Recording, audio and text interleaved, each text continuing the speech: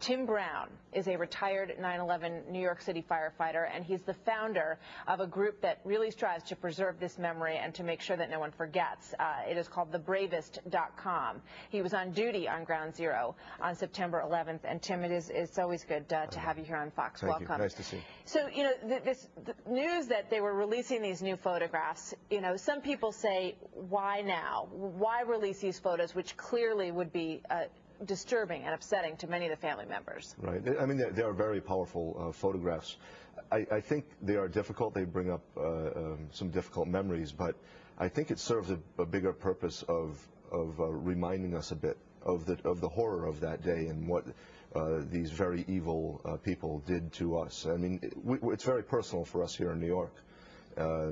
So although it's difficult to view them, I think it's the best thing for America to look at them.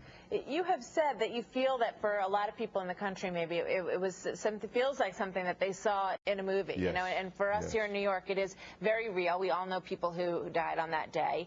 And I was struck by, here's another one of these images. It's just incredible. I still have a hard time looking at these pictures and realizing that this happened. Right. Because, you know, I worked in one of the building with the rounded top there for many years. It was, you know, not during this period. But you know, and it also strikes me, it reveals an area of the rescue effort that we really haven't seen before on the part of the great men and women of the New York Police Department and Fire Department. Absolutely. The police department has the helicopters, and they did fly around that day. I believe there were 2 helicopters flying around the towers observing.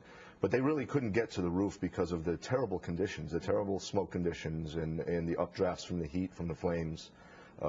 So they were kind of rendered to do other things and to observe. They were an observation post in the sky for the police commanders, and they helped give us a better view. Now, if you can just imagine, you know, we were in the street. These buildings are 110 stories up. It's hard to lean back and look straight up and be able to assess what's really happening and see how many floors are really on fire and how bad the situation was.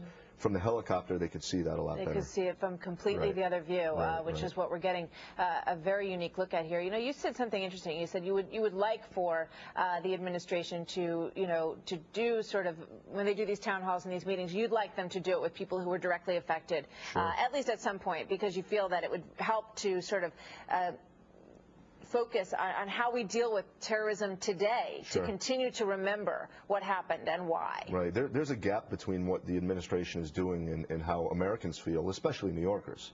I think a poll came out yesterday where 60% were for the military tribunal. We don't need this revisited here again in New York, and we'd love to be able to sit in a town hall meeting, a transparent town hall meeting with the president, and explain to him how we feel. And maybe he would understand a little bit better. I think they're a little disconnected from it.